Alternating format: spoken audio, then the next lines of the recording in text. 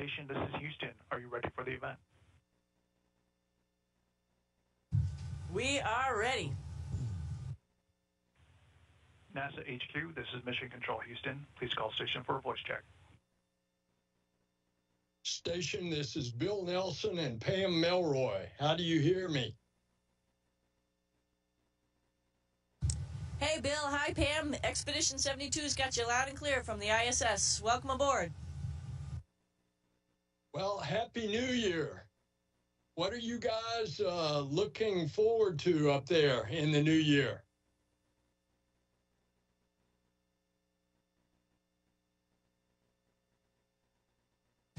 Well, there's a lot to look forward to, and I think we could each add to the list. But the nearest thing that we're looking forward to is doing a couple spacewalks over the next couple weeks, and it's a single thing to focus on, and we all come together as a team and pull off something that's really hard to do. And that's with the team down on the ground, because there's hundreds of people down there that are making all of it happen. Well, Pam's here with me. She wants to greet you as well. What a joy it is to see you guys, Butch, Suni, Don, and Nick, all back in one of the most fabulous places in the entire universe, our gorgeous International Space Station. So Happy New Year, and I'm excited about your spacewalk too. That's you and Suni, right? Is that right, Nick? Yeah, that's the first one, and hopefully all goes well with some radiator refills. That's sort of going to dictate our future. And if that all goes well, the team has a lot to do on the ground there. Then Nick and I will do the first one next week, and then Butch and I will do the one on the following week. Hey, guys, are you going to be pulling any other special videos such as you did for the Olympics, where you all had your own Olympics on the International Station?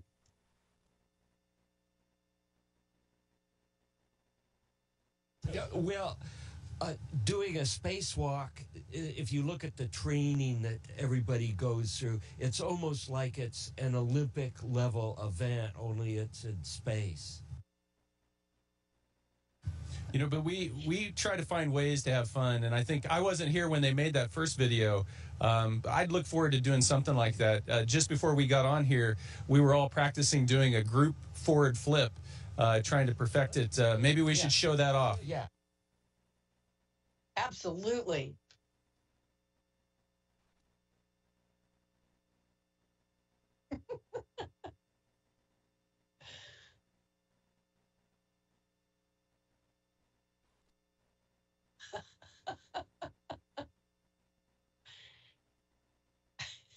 So we've got some work to go.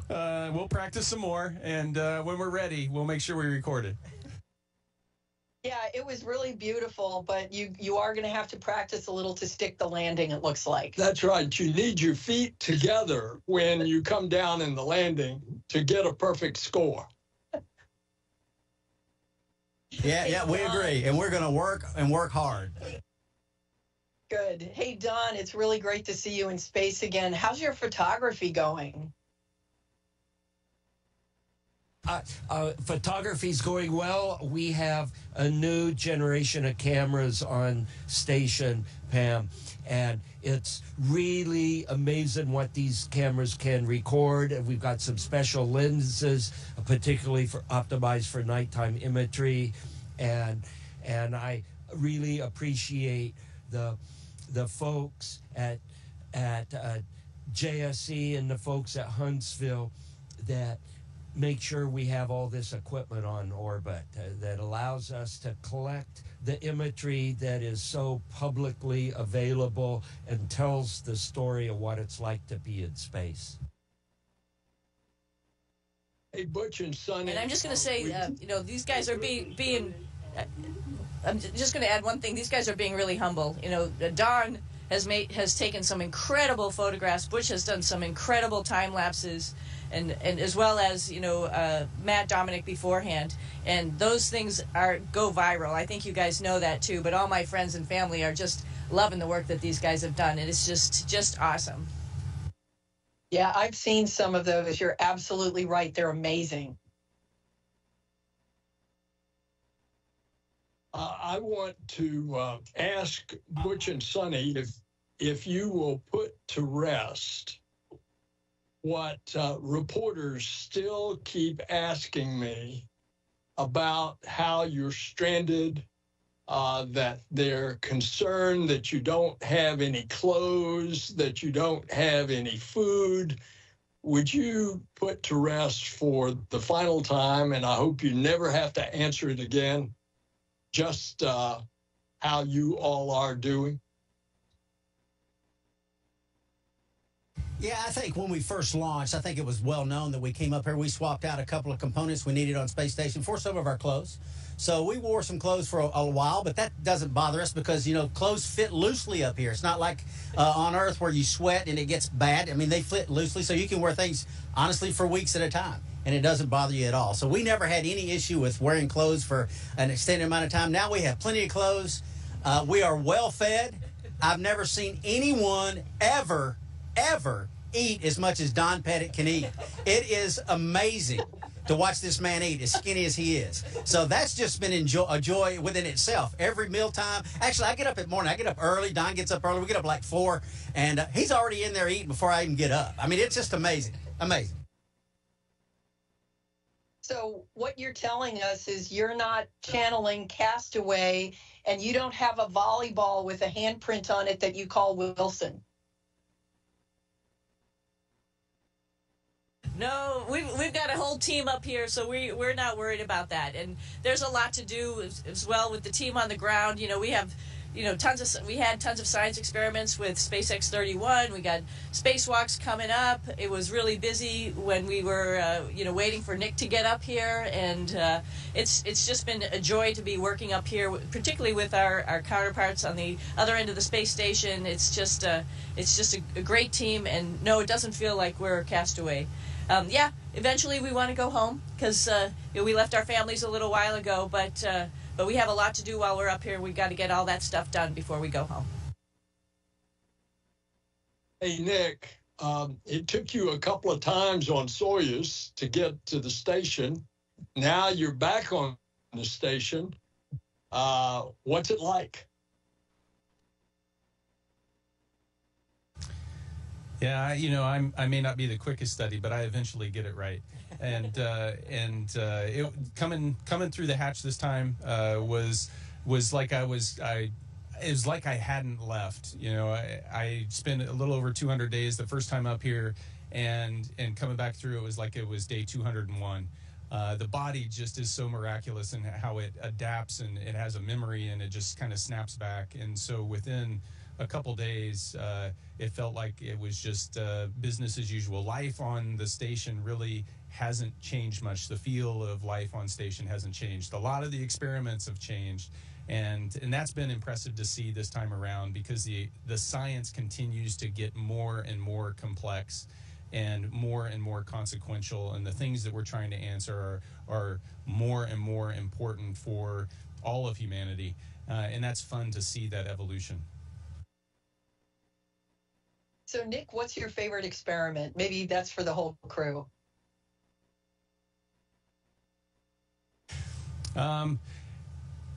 The experiment that I've spent a lot of time on, a little over 60 days, I've been growing algae, and it's been fun because for a couple reasons. One, it's really important. We're trying to figure out how do we create life support systems that are sustainable beyond Earth orbit, that we don't have to continually resupply because they're not closed loop systems. And so algae is a potential source for that, so that they can consume our carbon dioxide and produce oxygen for us. And oh, by the way, if we produce a little bit more, we can also consume it as food. And so it's a really neat idea there's a lot of research going into it. But it's also been fun because as part of this experiment, every couple weeks I get into new equipment, and there's notes from the research team in there. They didn't know who was going to be working on it, but they passed up notes, and those have been so special to kind of unopen as I go along, and it makes you feel connected to just the teams of people on the ground that have been doing this research for years and years, and you get to be part of that, even if it's only for a couple weeks up here. It's really special. From the early days of the space shuttle program, we were working on experiments like the protein crystal growth. Is any of that going on? How about other medical experiments that might be going on? There have been protein crystal growth experiments that JAX have been doing right behind us in these containers that are called frosty, and they can also be used as an incubator at elevated temperatures, and that's what they've been doing with the protein crystal growth. JAXA also has another apparatus just about 3 racks in front of us on the aft side that is also used for protein crystal growth. So it is still a viable topic. People are still working on it all these years since you flew on the shuttle, and we're working on it then.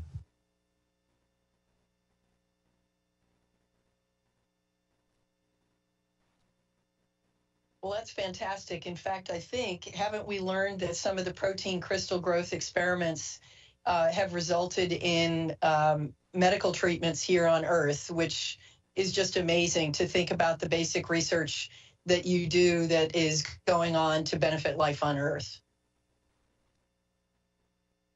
Yeah, and Pam, to be honest, I've lost track of the extension of the protein crystal growth experiments to application in human testing. I have not been up with it because, you know, the past 2 years I've been studying these things called EMER procedures with a fire and depress, and we actually had a fire warning go off this morning, got everybody out of the sack, and it was a false indication.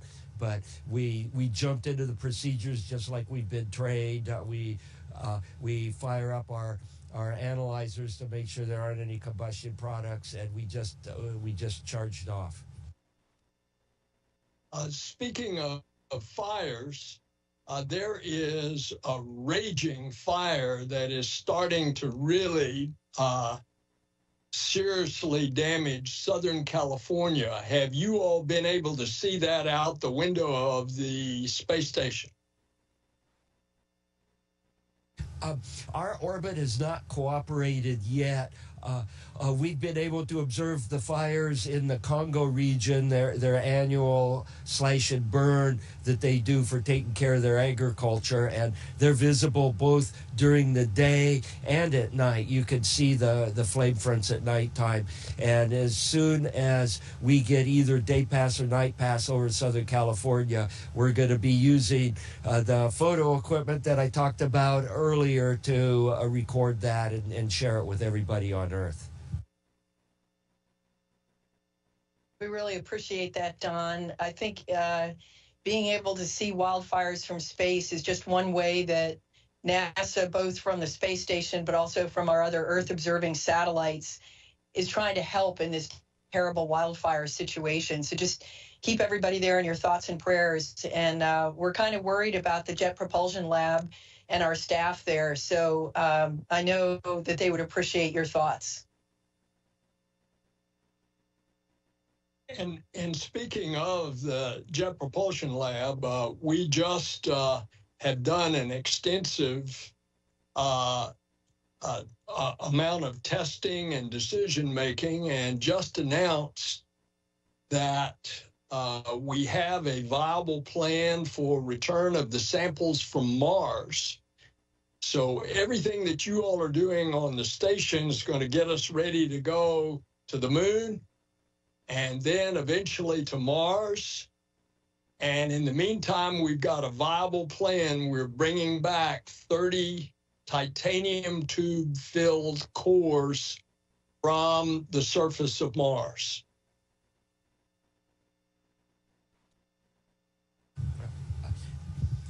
Is there any thought about bringing them to space station first before we bring them to Mother Earth and do the initial stage of analysis on space station? Our preference is that we are going direct back to Earth. And it would be a landing like the Bennu asteroid sample. It would land with parachutes in the Utah desert. That's the preferred return on the European return vehicle. Yeah, and I think it's going to take a little while, Don. So, but Bill is absolutely right that what you are doing right now is helping us get not just to the moon, but onto Mars. If I squint just a little bit, I could imagine that you're on a Mars transport vehicle in microgravity on the way as the first crew to land on Mars. So it's nice to see you there. It's a special and amazing place, but what you're doing is actually pushing humanity out into the solar system. So thank you for that. And Pam, we're ready to go on that mission.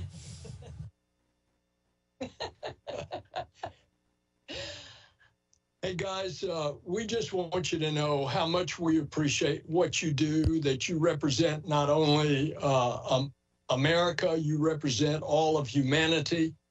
If ever there has been an example of international cooperation, you all are setting the gold standard because of how you get along with everybody on the International Space Station.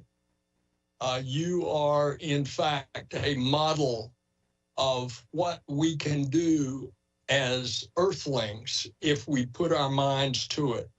So thank you, God bless you, and Happy New Year.